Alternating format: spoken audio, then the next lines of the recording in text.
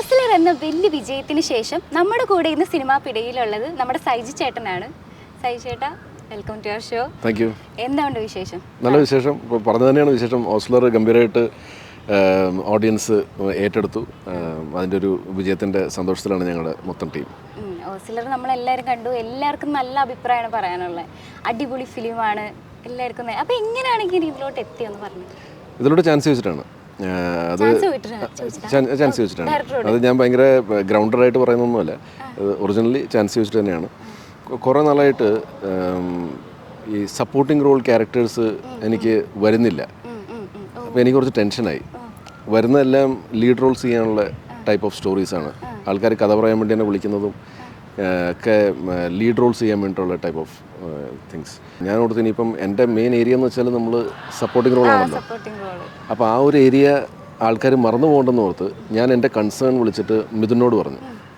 അപ്പോൾ മിഥുൻ എന്നോട് പറഞ്ഞ്, ചേട്ടാ നിങ്ങൾ പറയുന്നത് 100% കറക്റ്റാണ്, നിങ്ങളുടെ കൺസേൺ 100% കറക്റ്റാണ്, നിങ്ങൾക്ക് കുഴപ്പമില്ലാത്ത ബുദ്ധി ഉണ്ടെന്ന് എനിക്കിപ്പോൾ മനസ്സിലായി. ആ ബുദ്ധി ഉള്ളതുകൊണ്ടാണ് നിങ്ങളത് അതിനെപ്പറ്റി ആലോചിച്ചത്. സാധാരണഗതിയിൽ അങ്ങനെ ആൾക്കാർ ആലോചിക്കണമെന്നില്ല. ഞാൻ പറഞ്ഞല്ല അത് ഓക്കെ, പക്ഷേ എനിക്ക് ആവശ്യം എന്താണെന്ന് വെച്ചാൽ നിങ്ങളുടെ അടുത്ത പടത്തിൽ ഒരു സപ്പോർട്ടിംഗ് റോള് എനിക്ക് ചെയ്യണം. ഡെഫിനറ്റ്ലി, ബിക്കോസ് എനിക്ക് അദ്ദേഹത്തിൻ്റെ ലൈനപ്സ് അറിയാമല്ലോ. അപ്പം സപ്പോർട്ടിംഗ് റോളാണ് വെച്ചാൽ എനിക്ക് അതാണ് വേണ്ടത്. ലീഡ് റോൾ അല്ല വേണ്ടത്, എനിക്ക് സപ്പോർട്ടിംഗ് റോളാണ് വേണ്ടത്. അല്ല, ലീഡ് റോൾ ഓൾറെഡി കിട്ടുന്നുണ്ട്. അതിന്റെ സങ്കടമാണ്. അതെ, എന്താ ജീവിതം അല്ലേ. അതെ. അപ്പൊ അങ്ങനെ ചോദിച്ചിട്ട് കുറച്ച് ദിവസം കഴിഞ്ഞപ്പോഴത്തേക്കും ഇതിന് വിളിച്ചിട്ട് പറഞ്ഞ്, ഞാൻ അടുത്തത് അറിയാമല്ലോ ഏത് പടമാണ് ചെയ്യണത്, അപ്പോൾ അതിൻ്റെ അകത്ത് ഒരു കഥാപാത്രമുണ്ട്. അപ്പോൾ അതിൻ്റെ കഥാപാത്രത്തിൻ്റെ പേരൊക്കെ പറഞ്ഞു. ഇത് ഇയാൾ ആർട്ടിഫിഷ്യൽ ലാരിങ്സ് എന്ന് പറഞ്ഞ ഒരു സാധനം എക്യുപ്മെൻറ്റ് യൂസ് ചെയ്താണ് ഇയാൾ സംസാരിക്കുന്നത്. അല്ലാതെ ഇയാൾക്ക് സംസാരിക്കാൻ ശേഷിയില്ല. അപ്പോൾ ആർട്ടിഫിഷ്യൽ ലാരിങ്സ് എന്താണെന്നുള്ളത് എനിക്ക് ഒരു വ്യക്തതയില്ലായിരുന്നു. അപ്പോൾ ഇതിൻ്റെ എക്സിക്യൂട്ടീവ് പ്രൊഡ്യൂസറായ ജോൺ മന്ത്രിക്കലായിരുന്നു ഞാൻ ചെയ്ത ജനമൈത്രിയുടെ റൈറ്റർ ഡയറക്ടർ. അപ്പോൾ ജോൺ എനിക്ക് അതിൻ്റെ വീഡിയോസൊക്കെ അയച്ചു തന്നു. അപ്പോൾ ഇതിങ്ങനെ ഹോൾഡ് ചെയ്തിട്ട് ഇവിടെ ഒരു ബട്ടണുണ്ട്, അത് പിടിച്ച് ഞെക്കിയിട്ട് ഇവിടെ വച്ചിട്ടാണ് സംസാരിക്കുന്നത്. അപ്പോൾ ഇതിൽ നിന്നാണ് ഈ വേവ്സ് വരുന്നത്, സൗണ്ട് വേവ്സ് വരുന്നത്. അപ്പോൾ അത് യൂസ് ചെയ്യേണ്ട വിധമൊക്കെ ആ വീഡിയോയിലുണ്ടായിരുന്നു. ഒരു പ്രത്യേകതരം ശബ്ദമാണ് അതിൽ നിന്ന് വരുന്നത്. നമ്മുടെ നോർമൽ ശബ്ദം പോലത്തെ ഒരു ശബ്ദമല്ല, എക്യുപ്മെൻറ്റിൻ്റെ ശബ്ദമാണല്ലോ. പക്ഷേ നമുക്ക് മനസ്സിലാവും ഇയാൾ എന്താണ് പറയാൻ ഉദ്ദേശിക്കുന്നത് എന്നുള്ളത്. അപ്പോൾ അത് യൂസ് ചെയ്തിട്ടാണ് ഇയാൾ, വളരെ ചുരുക്കമാണ് ഇയാൾ സംസാരിക്കുന്നത്, പക്ഷേ സംസാരിക്കുന്നത് ഇത് യൂസ് ചെയ്തിട്ടാണ്. ഇദ്ദേഹം ഒരു ടീനേജ് സമയത്തൊക്കെ ഒരു ഭയങ്കര ഗായകനായിരുന്നു, ഗാനമേളയിലൊക്കെ പെർഫോം ചെയ്തുകൊണ്ടിരുന്ന ഒരാളാണ്. അപ്പോൾ ഒരു റിവെഞ്ചിൻ്റെ ഭാഗമായിട്ട് ഇയാൾക്ക് പങ്കില്ലാത്ത ഒരിതിൽ ഇയാളുടെ വോയിസ് ഒരു ഘട്ടത്തിൽ ചില ആൾക്കാരുടെ പ്രശ്നങ്ങൾ കാരണം നഷ്ടപ്പെട്ടു പോവുകയും പിന്നെ ഇയാളുടെ ലൈഫ് തന്നെ സ്പോയിലാകുന്ന ഒരു ടൈപ്പ് ഓഫ് ക്യാരക്ടറാണ്. പിന്നെ അത് കഴിഞ്ഞിട്ട് ഇയാളുടെയും കൂടെ റിവെഞ്ചാണ് സിനിമ.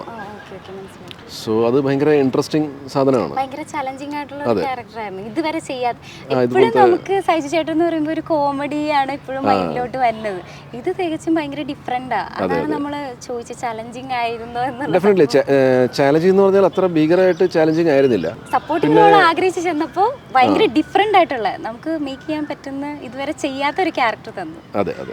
പിന്നെ എനിക്ക് ഓസ്ലറിലാണ് ആദ്യമായിട്ട് എനിക്ക് ഈ നമുക്ക് പലപ്പോഴും ഞാൻ ഭയങ്കരമായിട്ട് ഗ്ലിസറിനെ ഡിപ്പെൻഡ് ചെയ്യുന്ന ഒരു ആക്ടറായിരുന്നു. അല്ല, നോർമലായിട്ട് ജീവിതത്തിൽ വരും അങ്ങനത്തെ സാധനം വരുമ്പോൾ, പക്ഷേ അഭിനയിക്കുന്ന സമയത്ത് വരില്ല. അപ്പം ഞാൻ ഈ അഡ്ജസ്റ്റ്മെൻറ്റിലൊക്കെ പോകുന്ന ഒരു ആക്ടറാണ്. ഞാൻ ഭയങ്കര ഒരു നാച്ചുറൽ ആക്ടറോ അങ്ങനെയുള്ളതൊന്നും എനിക്ക് ക്ലെയിം ചെയ്യാനില്ല. അപ്പം നാച്ചുറലി ഞാൻ ഗ്ലിസറിൻ ഉപയോഗിക്കും. എനിക്കൊരു പക്ഷേ ഓസ്ലറിൻ്റെ എൻ്റെ ഏറ്റവും ആദ്യം സീൻ ഷൂട്ട് ചെയ്തത് ഒരു സ്റ്റുഡിയോയിൽ എൻ്റെ ഇൻ്റർവ്യൂ എടുക്കുന്നതാണ്. ഇതേപോലെ ഇരുന്നിട്ടൊരു ഇൻ്റർവ്യൂ എടുക്കുന്നതാണ്. ഒരു കുട്ടി ഇരിക്കുന്നു, അവരെന്തൊക്കെ ചോദിക്കുന്നു കാര്യങ്ങൾ, അവരുടെ പഴയ വീഡിയോസ് പ്ലേ ചെയ്യുവാണ് ഞാൻ ഗാനമേളയിൽ പാട്ട് പാടുന്നത്. ഇത് കണ്ടിട്ട് എൻ്റെ കണ്ണ് നിറയുന്നതും കാര്യങ്ങളൊക്കെയാണ്. അപ്പോൾ actually that video was not played there. ഞാൻ ജസ്റ്റ് ഞങ്ങൾ ലുക്ക് കൊടുക്കുന്നേ ഉള്ളൂ, അന്ന് വീഡിയോയുടെ പ്ലേ ചെയ്യുന്നില്ല. പക്ഷേ നമ്മൾ റിയാക്ട് ചെയ്യേണ്ടത് ആ വീഡിയോ കണ്ടെന്നും പറഞ്ഞുകൊണ്ടാണ്. അപ്പോൾ ഞാൻ രാവിലെ ചെന്നപ്പോഴേ മിഥുൻ എന്നോട് പറഞ്ഞു, ചേട്ടാ ജയറാമേട്ടൻ പടത്തിൽ ജോയിൻ ചെയ്തു, അദ്ദേഹം പൊളിച്ചുകൊണ്ടിരിക്കുകയാണ്, പെർഫോം ചെയ്ത്. അർജുൻ അശോകൻ വന്നിരുന്നു, അർജുൻ പൊളിച്ചു. ഇപ്പോൾ ചേട്ടൻ വന്നിട്ടുണ്ട്. അപ്പോൾ ഞാൻ പ്രത്യേകിച്ച് ഇനി പറയണ്ടല്ലോ ചേട്ടൻ എന്താ ചെയ്യേണ്ടതെന്ന്. എനിക്ക് ടെൻഷനായി. ഞാനടുത്ത് എൻ്റെ ദൈവം ഇതിപ്പോൾ എന്താ ചെയ്യുക, ഇപ്പോൾ ഞാനും പൊളിക്കണമല്ലോ, ഇതെങ്ങനെ പൊളിക്കും എന്നുള്ളതാണ് എനിക്ക് മനസ്സിലാവാത്തത്. അപ്പോൾ അങ്ങനെ ഞാൻ I was trying to get in to the character. ഞാൻ എൻ്റെ ഇപ്പം ഞാനൊരു ഗായകൻ, എനിക്കിപ്പോൾ ജീവിതത്തിൽ പാട്ട് പാടാനൊന്നും അറിയില്ല, പക്ഷേ ഞാൻ ഗായകനാണ്. എൻ്റെ ശബ്ദം ഞാൻ ആരോ കാരണവശാൽ ഇത് നഷ്ടപ്പെട്ടതാണ്, എൻ്റെ ജീവിതം തൊലഞ്ഞു പോയി, ഇതൊക്കെ ഞാനിങ്ങനെ മനസ്സിലേക്ക് ഇങ്ങനെ എടുക്കുവാണ്. ആൻഡ് ദെൻ എൻ്റെ അസിസ്റ്റൻറ്റ് ബാലു വന്നിട്ട് ചോദിച്ചു, ചേട്ടാ, അപ്പം അവൻ അത്യാവശ്യം ബുദ്ധിയുള്ളൊരു കക്ഷിയാണ്, അപ്പോൾ അവന് സീൻ അറിയാം, ചേട്ടാ കണ്ണ് നിറയുന്ന എന്തെങ്കിലും ഉണ്ടെങ്കിൽ നമുക്ക് ഗ്ലിസറിൻ ഞാൻ എടുത്തു വയ്ക്കട്ടെ എന്ന് ചോദിച്ചു. അപ്പോൾ ഞാൻ പറഞ്ഞ് ഒരു ടേക്ക് നോക്കാം, നമുക്ക് ഗ്ലിസറിൻ യൂസ് ചെയ്യണ്ട, അത് കഴിഞ്ഞിട്ട് എനിക്ക് വേണമെങ്കിൽ ഞാൻ പറയാമെന്ന് പറഞ്ഞു. And the first take was okay, and I had tears in my eyes when I did that. Naturally. Okay. So I got this confidence as an actor from Malikappuram. മാളികപ്പുറത്തിൽ ഒരു പ്രത്യേക ഷോട്ടുണ്ട്. ശ്രീജിത്ത് രവി എന്നെ അടിച്ചതിന് ശേഷം ഞാനിങ്ങനെ നോക്കുമ്പോഴത്തേക്ക് എൻ്റെ മോൾ അവിടെ സ്കൂൾ യൂണിഫോമിൽ ഇത് കണ്ടുകൊണ്ടിരിക്കുകയാണ്. അപ്പം ഇത് ചെയ്യണ സമയത്ത്, ഇത് അഭിനയിക്കുന്ന സമയത്ത് എനിക്ക് കരച്ചിൽ വന്നില്ല. But when I was dubbing the scene there was tears in my eyes. അപ്പോൾ അത് ഒരു ഭയങ്കര പാഠമായിരുന്നു. ഓക്കെ, അത് നമ്മളപ്പം ബിക്കോസ് ഞാനത് ഡബ് ചെയ്ത് ഇങ്ങനെ വരുവാണ്. അപ്പോൾ ഞാനിങ്ങനെ കണ്ടിന്യൂസ് ആയിട്ട് ഈ സിനിമ ഇങ്ങനെ കണ്ടുവരുവാണ്, ഡബ് ചെയ്യുന്നു. അപ്പോഴാണ് ഈ ഇൻ്റർവെല്ലിൽ തൊട്ട് മുമ്പാണ് ഈ പോർഷൻ വരുന്നത്, ഈ ഡബ് ചെയ്യുന്ന സാധനം. അപ്പോൾ ഓൾറെഡി ഈ അജയൻ എന്ന് പറഞ്ഞ ക്യാരക്ടർ എൻ്റെ ഉള്ളിൽ ഉണ്ട്. അപ്പോൾ എൻ്റെ മകളാണ് അവിടെ നിൽക്കുന്നത്, മകൾ കണ്ടു. അതാണ് എൻ്റെ ജീവിതത്തിലെ ഏറ്റവും വലിയ പ്രശ്നം. ഒരാൾ അടിക്കുന്നത് എൻ്റെ മകൾ കണ്ടു. ചിലപ്പോൾ മകൾ കണ്ടില്ലായിരുന്നെങ്കിൽ ഒരു കുഴപ്പമില്ലായിരുന്നു, മകൾ കണ്ടതാണ് പ്രശ്നം. അപ്പോൾ അത് എനിക്ക് ഓട്ടോമാറ്റിക്കലി ആ ഇമോഷൻ എനിക്ക് വന്നു. So I was just trying to bring in that emotion while I was performing this. മാളികപ്പുറത്തിൻ്റെ ഡബ്ബിങ്ങിൽ നിന്ന് ആ ഒരു ട്രിഗർ കിട്ടി എനിക്കത് അപ്ലൈ ചെയ്യാൻ ക്യാമറയുടെ മുമ്പിൽ ആദ്യമായിട്ട് പറ്റിയത് ഓസ്ലറിലാണ്. ഓസ്ലറില് മമ്മൂക്ക ഭയങ്കര ടിസ്റ്റ് ആയിരുന്നു അല്ലേ? നമ്മൾ പോസ്റ്ററൊക്കെ കാണുമ്പോൾ നമ്മളെപ്പോഴും ജയറാമേട്ടൻ മാത്രമാണുള്ളത്, നമുക്ക് മമ്മൂക്ക ഉണ്ടെന്നുള്ള ഒരു സംഭവമേ ഇല്ല. അപ്പോൾ മമ്മൂക്ക, ജയറാമേട്ടൻ, ആ ഓസ്ലറിലെ ക്യാരക്ടേഴ്സിനെ കുറിച്ച് എന്താ പറയാനുള്ളത്? മമ്മൂട്ടി സാർ ഉണ്ടെന്നുള്ളത് എനിക്ക് ആക്ച്വലി നേരത്തെ അറിയായിരുന്നു. മമ്മൂട്ടി സാറുമായിട്ടാണ് കൂടുതൽ കോമ്പിനേഷൻസ് എനിക്ക് വരുന്നതെന്ന് എനിക്കറിയായിരുന്നു. സോ മമ്മൂട്ടി സാറിൻ്റെ ഇൻട്രോ സമയത്ത് ഞാൻ അദ്ദേഹമായിട്ട് എനിക്കൊരു കോമ്പിനേഷൻ ഇല്ല, പക്ഷേ മമ്മൂട്ടി സാറിൻ്റെ ഇൻട്രോ ഞാൻ വിത്തൗട്ട് മ്യൂസിക്കും ഒക്കെ അവിടെ ഷൂട്ട് ചെയ്ത് ഞാൻ കണ്ടു ലൊക്കേഷനിൽ വെച്ച്. സോ ഐ ന്യൂ ദാറ്റ് ഇതൊരു ഭയങ്കര തിയേറ്ററിൽ ഓളം ഉണ്ടാക്കുന്ന ഒരു സംഭവമായിരിക്കും. ഡെഫിനറ്റ്ലി ബാക്ക്ഗ്രൗണ്ട് സ്കോർ എല്ലാം വരുമല്ലോ, അതൊരു ഭയങ്കര രസമായിരിക്കും. ഒന്നാമത്തെ ഒരു സർപ്രൈസ് ഫാക്ടർ ആണ് മമ്മൂട്ടി സാർ ഉള്ള കാര്യം. But ultimately what happened is that I think it became a public secret that Mammootty sir is in the movie. എല്ലാവർക്കും അറിയായിരുന്നു, നമ്മൾ സർപ്രൈസായിട്ട് വെച്ചെങ്കിലും lot of people knew about him being part of this movie. അദ്ദേഹമായിട്ട് കുറച്ച് നേരം ഒരു നല്ലൊരു ഇൻട്രാക്ഷനൊക്കെ ഉണ്ടായിരുന്നു ആ സമയത്ത്.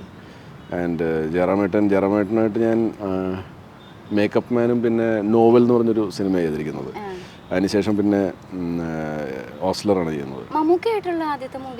അല്ല, മമ്മൂട്ടി സാറുമായിട്ട് ആദ്യം പരിന്ത്, പിന്നെ ഡബിൾസ് എന്ന് പറഞ്ഞൊരു പടം ചെയ്തിട്ടുണ്ട്, പിന്നെ മുന്നറിയിപ്പ് എന്ന് പറഞ്ഞൊരു സിനിമ. പിന്നെ ഇടയ്ക്ക് എനിക്ക് മമ്മൂട്ടി സാറായിട്ട് 1-2 പടങ്ങൾ എനിക്ക് ചെയ്യാൻ അവസരം കിട്ടിയായിരുന്നു, പക്ഷേ ഈ ഡേറ്റ്സിൻ്റെ കുറച്ച് ഇഷ്യൂസ് കാരണം ചെയ്യാൻ പറ്റാണ്ടിരുന്നതാണ്. പിന്നെ സൈചേട്ടനെ കുറിച്ച് വേറൊരു കാര്യം കേട്ടാണ്, നമുക്ക് വിജയ് ബാബു സാർ പറഞ്ഞൊരു കാര്യമാണ് ആഡിൽ, എൻ്റെ സൈചേട്ടന് സെൽഫ് ഇംപ്രവൈസേഷൻ ചെയ്യാൻ ഭയങ്കര പാടാണ്. ഇപ്പോൾ ആട് മൂവി ചെയ്തുകൊണ്ടിരുന്നപ്പോൾ ബാക്കിയുടെ അടുത്ത് ചോദിക്കായിരുന്നു, ഞാൻ ഇതിൽ എന്ത് ചെയ്താൽ നല്ലതായിരിക്കും. അങ്ങനെ ഓരോരുത്തരും ഇത് കളക്ട് ചെയ്യുന്നു, ലാസ്റ്റ് അതിനൊരു സംഭവം ഇടുന്നു. അങ്ങനെയാണ് സെൽഫ് ഇംപ്രവൈസേഷൻ ചെയ്യാൻ ഭയങ്കര പാടാണെന്നൊക്കെ വിജയ് ബാബു സാർ ഒരു ഇന്റർവ്യൂവിൽ പറഞ്ഞായിരുന്നു. അതെ, ഞാൻ കണ്ടായിരുന്നത്. സെൽഫ് ഇംപ്രവൈസേഷൻ ആക്ച്വലി കുറച്ച് പാടുള്ളൊരു കാര്യമാണ്. സ്റ്റേജിൽ പെർഫോം ചെയ്തൊന്നും നമുക്ക് അങ്ങനെ നമുക്ക് ശീലമില്ല. ലൈവ് കോമഡി പറഞ്ഞൊന്നും അങ്ങനെ നമുക്ക് ശീലമില്ല. മേ ബി എനിക്ക് തോന്നുന്നത് ഒരുപക്ഷെ ഞാൻ ഹിന്ദിയിലായിരുന്നെങ്കിൽ, ഞാൻ വളർന്നതൊക്കെ മഹാരാഷ്ട്രയിലാണ്, ഹിന്ദിയിലായിരുന്നെങ്കിൽ ഇപ്പോൾ ഹിന്ദി സിനിമകളിലാണ് ഞാൻ അഭിനയിച്ചെങ്കിൽ ചിലപ്പോൾ എനിക്ക് സ്പോട്ട് ഇംപ്രവൈസേഷൻ കുറച്ചുകൂടി ഈസി ആയേനെ. വെച്ചാൽ എനിക്ക് കൊളോക്കിയൽ ഹിന്ദി എനിക്ക് നല്ലപോലെ അറിയാം. അപ്പോൾ നമ്മൾ നമ്മുടെ കൂട്ടുകാരുമായിട്ടൊക്കെ പറയുന്ന അങ്ങനത്തെ type I could have done that എന്ന് എനിക്ക് തോന്നുന്നത്. പക്ഷേ ഇപ്പം എനിക്ക് തെളിയിക്കാനൊന്നും പറ്റില്ല, ബിക്കോസ് ഹിന്ദിയിലല്ല ഞാൻ അഭിനയിച്ചുകൊണ്ടിരിക്കുന്നത്, അതെ, മലയാളത്തിലാണ്. പിന്നെ ആട് 2ൻ്റെ കാര്യം ആണ് വിജയ് പറഞ്ഞത് ആക്ച്വലി, ബിക്കോസ് ആ ആട് 2-ൽ spot improvisation was very important. അല്ലെങ്കിൽ ചിലപ്പം അറക്കലബു ചെറുതായിട്ട് ഫേഡ് ആവുമോ അല്ലെങ്കിൽ ഡൈല്യൂട്ട് ആവുമോ എന്ന് എനിക്കൊരു പേടി വന്നു ഞാൻ സ്ക്രിപ്റ്റ് വായിച്ചപ്പോഴത്തേക്കും. പക്ഷേ മിഥുൻ വാസ് വെരി കോൺഫിഡൻറ്റ്, ഈ സെഡ് ദാറ്റ് ചേട്ടാ അത് ഓക്കെയാണ്. പിന്നെ ഡെഫിനറ്റ്ലി നമ്മൾ ഓൺ ലൊക്കേഷൻ നമ്മൾ ഇംപ്രവൈസ് നമുക്ക് ചെയ്യാം. അപ്പോൾ എനിക്ക് എന്നെപ്പറ്റി വളരെ വ്യക്തമായിട്ട് ധാരണയുണ്ട്, എനിക്ക് സ്പോട്ട് ഇംപ്രവൈസേഷൻ ബുദ്ധിമുട്ടാണെന്നുള്ളത്. അപ്പോൾ ആരിത് സ്പോട്ട് ഇംപ്രവൈസ് ചെയ്യും എന്നുള്ളതാണ്. പിന്നെ ഫസ്റ്റ് ആയിട്ട് തന്നെ നമ്മുടെ മിഥുൻ്റെയും ജയസൂര്യയുടെയും ഒരുപാട് കോൺട്രിബ്യൂഷൻസ് ഉണ്ടായിരുന്നു അറക്കലബുവിന് വേണ്ടിയിട്ട് സ്പോട്ടിൽ. അതേപോലെ തന്നെ സെക്കൻഡ് ആർട്ടിലും അത് സംഭവിക്കുന്നുള്ളത് എനിക്കറിയായിരുന്നു. സോ ഇത് ഞാൻ ആട് 1 ചെയ്യാത്തൊരു കാര്യം ഞാൻ ചെയ്തെന്ന് വെച്ചാൽ I voluntarily made an effort to ask all these people for help. ഞാൻ വിജയോടൊക്കെ ചോദിക്കും, ഞാൻ മിഥുൻ്റെ ഒക്കെ ചോദിക്കും, ഞാൻ ജയസൂര്യയോടൊക്കെ ചോദിക്കും, എല്ലാവരോടും ഞാൻ ചോദിക്കും ഇവിടെ അറക്കലബു എന്തെങ്കിലും പറയാൻ പറ്റും, ഇവിടെ എന്തെങ്കിലും. അപ്പോൾ അങ്ങനെ അത് ഡെവലപ്പ് ചെയ്തെടുത്തതാണ്. ആൻഡ് ഫ്രം ആട് ടു എവിടെയോ എനിക്ക് ഇംപ്രവൈസേഷൻ്റെ ഒരു ചെറിയൊരു ഐഡിയ കിട്ടി, നമുക്ക് ഇങ്ങനെ ചെയ്താൽ ചിലപ്പോൾ നല്ലതായിരിക്കും എന്നൊക്കെ. അപ്പോൾ ഞാൻ നേരത്തെ ഇമോഷൻ്റെ കാര്യം പറഞ്ഞ പോലെ ഞാനത് പിന്നെ വന്ന് ഇപ്പോൾ തീവണ്ടി ആയാലും അതിലൊക്കെ ഞാൻ ഒരു പരിധിവരെ ഞാനത് ഇടാൻ ശ്രമിച്ചിട്ടുണ്ട്. അങ്ങനത്തെ ക്യാരക്ടേഴ്സിന്, ഹ്യൂമർ വരുന്ന ക്യാരക്ടേഴ്സിന് ഞാൻ ഇംപ്രവൈസ് ചെയ്യാൻ വേണ്ടിയിട്ടുള്ള ഓരോ കാര്യങ്ങൾ, അത് എല്ലാമൊന്നും ഞാൻ പറയുന്നത് കറക്റ്റായിരിക്കില്ല. അത് അപ്ലൈ ചെയ്താൽ നല്ലതായിരിക്കും തോന്നുന്നതൊക്കെ സംവിധായകർ ഗ്രീൻ സിഗ്നൽ കാണിച്ചാൽ ഞാനത് അപ്ലൈ ചെയ്യും. പിന്നെ അതിനുശേഷം എല്ലാ പടത്തിലും ഇപ്പോൾ നമ്മളിപ്പോൾ ഒരു സീരിയസ് ക്യാരക്ടറാണ് ചെയ്യുന്നതെങ്കിൽ തന്നെ ഈ സ്പോട്ട് ഇംപ്രവൈസേഷൻ എന്ന് പറഞ്ഞാൽ എല്ലാ ആക്ടേഴ്സും അറിയാണ്ടോ ചെയ്യുന്നൊരു കാര്യമാണ്. സംവിധായകൻ ഒരു സീൻ എക്സ്പ്ലെയിൻ ചെയ്യുന്നു, അപ്പം നമുക്ക് നമ്മുടെ സൈഡിൽ നിന്ന് അതെല്ലാം സ്പോട്ട് ഇംപ്രവൈസേഷനാണ്. ഇത് വിജയ് മെയിനായിട്ട് പറഞ്ഞത് ഈ ഹ്യൂമർ സാധനത്തിൻ്റെ സ്പോട്ട് ഇംപ്രവൈസേഷനാണ്. അതായിരുന്നു എനിക്കും പ്രശ്നം ഉണ്ടായിരുന്നത്. ബട്ട് ആട് ടു എനിക്ക് കുറച്ചൊരു കോൺഫിഡൻസും അതിനെപ്പറ്റി ആലോചിക്കാനുള്ളൊരു ഇതൊക്കെ എനിക്ക് തന്നു. നല്ലൊരു ക്യാരക്ടറായിരുന്നു. അതെ. ഓസ്ലർ മൂവി കണ്ടിട്ട് ഫാമിലി ആയിട്ടല്ലേ പോയി കണ്ടായിരുന്നെ? അതെ അതെ. ഓക്കെ, ആദ്യം അവരുടെ ഒപ്പീനിയൻ എന്തായിരുന്നു? ആദ്യത്തെ ഒപ്പീനിയൻ അമ്മയും ഞാനും വൈഫും കൂടെ പോയത്. മോനെ കൊണ്ടുപോയില്ല. മോനെ കൊണ്ടുപോകാത്ത കാരണം വെച്ചാൽ അവനിപ്പോൾ 9 വയസ്സേ ആയിട്ടുള്ളൂ. അപ്പോൾ അത് കാരണം ഞാൻ ഈ ആർട്ടിഫിഷ്യൽ ലാരിങ്സ് ഒക്കെ വെച്ച് സംസാരിക്കുന്നത് അവനിനി കണ്ടിട്ട് ഇനി അവനങ്ങനത്തെ പ്രശ്നമൊന്നും ഉണ്ടാവില്ലായിരിക്കും. പക്ഷെ നമ്മളൊന്ന് കോഷ്യസ് ആയതാണ്. അപ്പോൾ അമ്മ എങ്ങനെയാണെന്ന് വെച്ചാൽ അമ്മ ഏത് പടം കണ്ടാലും അമ്മയ്ക്ക് ഓക്കെയാണ്. മക്കളുടെ അങ്ങനെയാണല്ലോ അമ്മമാർ, എല്ലാം ഓക്കെ ആയിരിക്കും. വൈഫ് കറക്റ്റായിട്ട് കാര്യങ്ങൾ പറയും. പക്ഷേ വൈഫിനും അമ്മയ്ക്കും ഭയങ്കരമായിട്ട് ഇഷ്ടപ്പെട്ടു. ഞങ്ങൾ തിയേറ്ററിൽ നിന്ന് സിനിപോളിസിൽ നിന്ന് ഇറങ്ങിയിട്ട് ഞങ്ങൾ വീട് വരുന്നവരെയും ഇതിനെപ്പറ്റി തന്നെ സംസാരമായിരുന്നു. ആൻഡ് ആദ്യമായിട്ടൊരു സംവിധായകനുമായിട്ട് എൻ്റെ അമ്മ സംസാരിച്ചു. മിഥുനെ അമ്മയ്ക്ക് അങ്ങനെ പരിചയമില്ല, പക്ഷേ അമ്മ സംസാരിക്കണമെന്ന് പറഞ്ഞു കണ്ടിട്ട്. അത് കഴിഞ്ഞിട്ട് ഞാൻ സിനിമ കണ്ടു എന്ന് പറഞ്ഞിട്ട് ഞാൻ മിഥുനെ വിളിക്കുമ്പോഴത്തേക്ക് ഇവർ ഓൾറെഡി സംസാരിച്ച് കഴിഞ്ഞായിരുന്നു. അപ്പം മിഥുൻ പറഞ്ഞതേ ചേട്ടൻ്റെ അമ്മയും സംസാരിച്ചു. ഭയങ്കര എനിക്ക് മിഥുൻ്റെ ഒരു ആസ് എ ഡയറക്ടർ ഗ്രോത്ത് ഉണ്ട്. ഞാൻ മിഥുൻ്റെ ഫസ്റ്റ് പടം ഡയറക്റ്റ് ചെയ്യുന്ന ഇത് ഞാൻ കണ്ടതാണ്. അതിനുശേഷം 2ാമത്തെ പടവും ഞാൻ കണ്ടതാണ്, 3ാമത്തെ പടവും ഞാൻ കണ്ടതാണ്, 4ാമത്തെ പടവും ഞാൻ കണ്ടതാണ്, 5ാമത്തെ പടം കാണാൻ പറ്റിയില്ല. മിഥുൻ്റെ എനിക്കൊന്ന് 2 പടങ്ങളിലാണ് ഞാൻ ഇല്ലാത്തത്. ബാക്കിയുള്ള എല്ലാ പടത്തിലും ഞാൻ ഭാഗമാണ്. പോട്ടെ, നമുക്ക് ഫസ്റ്റ് പടം. So the growth of Mithun Menon Thomas as A director, ആ ഗ്രാഫ് ഇങ്ങനെയാണ് പോകുന്നത്. ആൻഡ് ഈ ഒരു കോമ്പിനേഷൻ ഉണ്ടല്ലോ, റൈറ്റർ ഡയറക്ടർ കോമ്പിനേഷൻ, അത് ന്യൂ ജനറേഷൻ ഡയറക്ടേഴ്സിൽ ഇപ്പോൾ നമ്മൾ ടോപ്പ് 10 ഡയറക്ടേഴ്സ് എടുക്കുകയാണെങ്കിൽ അതിൻ്റെ അകത്തൊന്ന് ഡെഫിനറ്റ്ലി മിഥുൻ മേനോൻ തോമസ് ആണ്. അപ്പോൾ ഞാൻ മിഥുനോട് ഇത് പറഞ്ഞു, ഞാൻ പറയുമായിരുന്നു, അതായത് മിഥുന് വളരെ വ്യക്തമായിട്ട് ഇതൊക്കെ അറിയാവുന്നതായിരിക്കും. പക്ഷേ എന്നാലും നമ്മൾ ചില കാര്യങ്ങൾ നമ്മൾ പറയുമ്പോൾ ഇപ്പം മമ്മൂട്ടി സാറോ അല്ലെങ്കിൽ ലാലേട്ടനോ അവരൊക്കെ ഗ്രേറ്റ് ആക്ടേഴ്സ് എന്നുള്ളത് ലോകത്തുള്ള എല്ലാവർക്കും അറിയാവുന്നതാണ്. പക്ഷേ നമ്മൾ അവരൊരു സിനിമ കണ്ടിട്ട് അവരോട് പറയുമ്പോഴത്തേക്കും ദേ വിൽ ഫീൽ ഗുഡ് അല്ലേ? So we should say that. അപ്പോൾ അതുപോലെ മിഥുനോട് ഞാൻ പറഞ്ഞു, Mithun I still remember you directing the movie ആട് 1. അവിടുന്ന് ഞാൻ നോക്കുമ്പോഴത്തേക്കും അന്നും കോൺഫിഡൻസിന് കുറവൊന്നുമില്ല കേട്ടോ ആശാന്, ഭയങ്കര കോൺഫിഡൻസ് ആണ്. പക്ഷേ ഡയറക്ഷൻ അന്ന് പുള്ളിക്ക് എന്താണ് ചെറിയ ചെറിയ കാലുകൾ വെച്ച് തുടങ്ങുന്നേ ഉണ്ടായിരുന്നുള്ളൂ ആട് 1-ൽ. മിഥുൻ്റെ ഒരു സംഭവം വെച്ചാൽ മിഥുൻ ഫസ്റ്റ് ഡേ അവിടെ മൈക്ക് എടുത്തിട്ട് പൂജാ ദിവസം അനൗൺസ് ചെയ്ത്, എനിക്ക് ഈ പരിപാടി വലിയ പരിചയമുള്ള പരിപാടിയല്ല, ഏത് സംവിധാനം എഴുത്തൊക്കെ. അപ്പോൾ അതുകൊണ്ട് ഒരുപാട് കുറ്റങ്ങൾ നിങ്ങൾ കണ്ടുപിടിക്കാം, ക്ഷമിക്കുക എന്ന് പറഞ്ഞാണ് പുള്ളി തുടങ്ങുന്നത്. അപ്പോൾ ഓസ്ലർ മൂവിയിൽ നമ്മൾ പാട്ട് പാടുന്ന ഒരു ക്യാരക്ടറാണ്, സിംഗർ എന്നുള്ള ക്യാരക്ടർ. ജീവിതത്തിൽ പാട്ടേ പാടാൻ പറ്റില്ല എന്നുള്ളത് പറഞ്ഞു. ശരിയാ? ആ ഒരു മൂളിപ്പാട്ട് പോലും പാടില്ല. മൂളിപ്പാട്ട് അല്ല, അതൊക്കെ പാടും. പക്ഷെ ഒരു സദസ്സിൽ അല്ലെങ്കിൽ ഇപ്പോൾ ഒരു മീഡിയയുടെ അല്ലെങ്കിൽ ഒരു ക്യാമറയുടെ മുമ്പിൽ പാടാനുള്ളൊരു സംഭവമൊന്നും എന്നിലില്ല. സ്റ്റേജിൽ കയറി ഞാൻ നമ്മുടെ ഒരു ലുലബൈ ഉണ്ടായിരുന്നു, ഒരു താരാട്ട് പാട്ട് KL10 10. അപ്പോൾ അതിൻ്റെ ഒരു ഫസ്റ്റ് ടീസർ വന്നത് ഞാൻ ഹം ചെയ്യുന്ന ഒരു പാട്ടാണ്. അതായത് മോസിൻ പറാരി ആയിരുന്നു എൻ്റെ റൈറ്റർ ഡയറക്ടർ. മോസിൻ്റെ മകൻ അഹമ്മദിന് വേണ്ടിയിട്ട് ഉണ്ടാക്കിയ ഒരു താരാട്ട് പാട്ടായിരുന്നു. വാപ്പച്ചിൻ്റെ ചുള്ളൻ ചെക്കൻ എന്ന് പറഞ്ഞുകൊണ്ടുള്ളൊരു സാധനം, ഒരു 4 വരി. അപ്പോൾ അത് പാടിയിട്ട് അപ്പം അന്ന് ഇത് സിനിമയിൽ പാടിയിട്ടുണ്ട്. പക്ഷേ ഞാൻ ഭയങ്കര ഫാസ്റ്റായിട്ടാണ് ഈ തൊട്ടിലാട്ടിക്കൊണ്ടിങ്ങനെ പാടുന്ന ഒരു ഷോട്ടാണ് എൻ്റെ അകത്തുള്ളത്. അപ്പം ഞാൻ മോസിനോട് പറഞ്ഞു, മോസിൻ ഉണ്ണി മുകുന്ദൻ്റെ ചില സ്ലോ മോഷൻ ഷോട്ട്സ് ഉണ്ട് സിനിമയിൽ, നമുക്ക് അതും ഞാൻ ഈ പാട്ട് ഡബിങ് സ്റ്റുഡിയോ വെച്ച് പറയുകയാണ്, ഞാൻ ഈ പാട്ട് സ്ലോ ആയിട്ട് പാടാം. ഒരു മിനിറ്റ് ദൈർഘ്യമുള്ള അല്ലെങ്കിൽ ഒരു 50 സെക്കൻഡ് ദൈർഘ്യമുള്ള ഒരു പാട്ടായിട്ട് ഞാൻ പാടാം 4 വരി. എന്നിട്ട് അതും ഇതും കൂടെ മിക്സ് ചെയ്തിട്ട് നമുക്ക് ഫസ്റ്റ് ടീസർ ഇറക്കിയാൽ നല്ലതായിരിക്കും എന്ന് പറഞ്ഞു. അപ്പം ദേ ലൈക്ക് ദ ഐഡിയ. അങ്ങനെയാണ് ഫസ്റ്റ് ടീസർ ഇറക്കിയത്. അപ്പം ആ വോയിസ് എൻ്റെയാണ്. പക്ഷെ അത് ഡബ്ബിങ് സ്റ്റുഡിയോയിൽ ഞാനത് പാടി.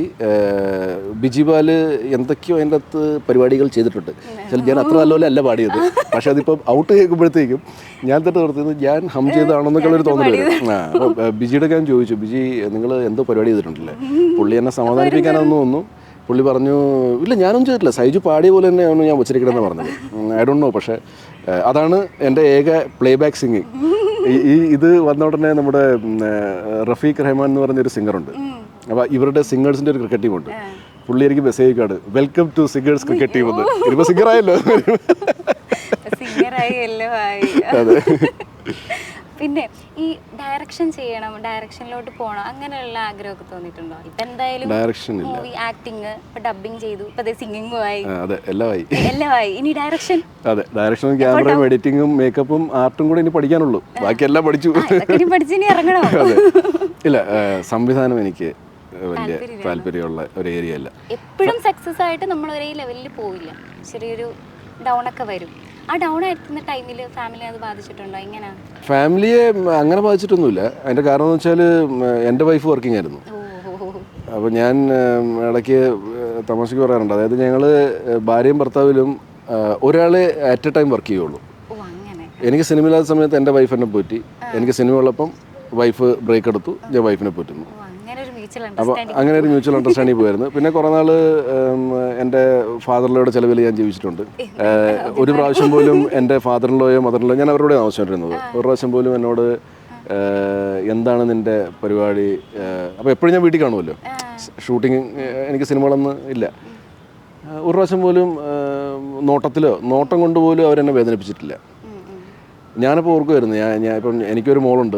ഇപ്പം ഞാനാണ് ആ സ്ഥാനത്തെങ്കിൽ, എൻ്റെ ഇപ്പം വൈഫിൻ്റെ അച്ഛൻ ഡാഡി എന്നാണ് വിളിക്കുന്നത്, ഡാഡിയുടെ സ്ഥാനത്ത് ഞാനായിരുന്നെങ്കിൽ ചിലപ്പോൾ ഞാൻ എൻ്റെ മരുമകനോട് ഞാൻ ചിലപ്പം, നമുക്ക് ആദ്യമല്ല വെച്ചാൽ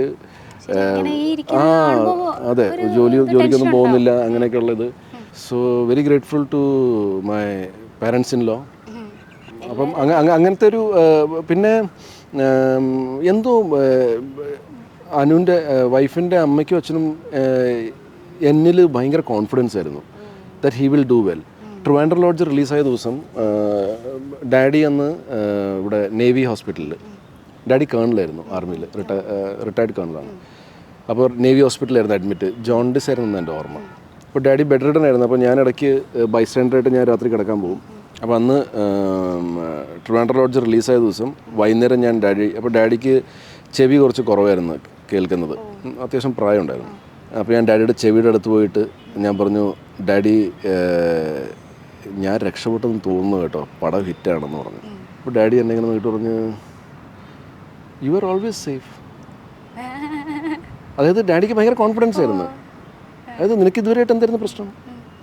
അങ്ങനത്തെ ഒരു പ്രശ്നമില്ലായിരുന്നല്ലോ. കാരണം ഡാഡി ഭയങ്കര ഈസി ആയിട്ടാണത് എടുക്കുന്നത്. അപ്പം അങ്ങനത്തെ ഒരു പ്രത്യേകിച്ച് വിഷയങ്ങളൊന്നും ഇല്ലായിരുന്നു. പിന്നെ സിനിമകളില്ല, എനിക്ക് ഇൻകം ഇല്ലാത്തതിൻ്റെ ഒരു ഇതുണ്ടായിരുന്നു. ബട്ട് ദെൻ എനിക്ക് എവിടെയോ എൻ്റെ അമ്മ അച്ഛൻ്റെയും ഭാര്യയുടെയൊക്കെ പ്രാർത്ഥനയിൽ എനിക്ക് ഭയങ്കര വിശ്വാസമായിരുന്നു. എനിക്ക് അഭിനയിക്കാൻ അന്ന് ശരിക്കും അറിയില്ലായിരുന്നു. എങ്കിൽ പോലും ഞാൻ വിചാരിച്ചിരുന്നത് ഞാൻ തകർക്കുമെന്നാണ്. അഭിനയം അറിയില്ല എന്നുള്ളത് വളരെ വ്യക്തമാണ് എനിക്ക്. എന്ന് വെച്ചാൽ ഇപ്പം അന്ന് എനിക്ക് വളരെ വ്യക്തമായിട്ട് അറിയായിരുന്നു. ഇപ്പം എൻ്റെ വൈഫ് അത് ചൂണ്ടിക്കാണിച്ചിട്ടുണ്ട്. അതായത് ഈ നമ്മളൊരു ഡയലോഗ് പറയുമ്പോഴത്തേക്കും നമ്മുടെ ഹാൻഡ് മൂവ്മെൻറ്റ്സ് ഉണ്ട്, നമുക്ക് ഈ 2 കൈകളുണ്ടല്ലോ, ഈ 2 കൈകൾ ഒരു കോർഡിനേഷനിൽ പോകണം. ഈ ഡയലോഗും ഇതിൻ്റെ ഒരു കോർഡിനേഷനിൽ പോകണം. ഇപ്പം ഞാനൊരു ഫ്ലൈറ്റിൽ ഞാൻ പോവുമായിരുന്നു എന്ന് കാണിച്ചപ്പോൾ ഞാനിപ്പോൾ കൈ ഇങ്ങനെ കാണിച്ചു. ഇത് തന്നെ ഞാനൊരു ഫ്ലൈറ്റിൽ പോവുമായിരുന്നു എന്ന് പറഞ്ഞിട്ട് കാണിച്ചിട്ട് വല്ല കാര്യമുണ്ട്?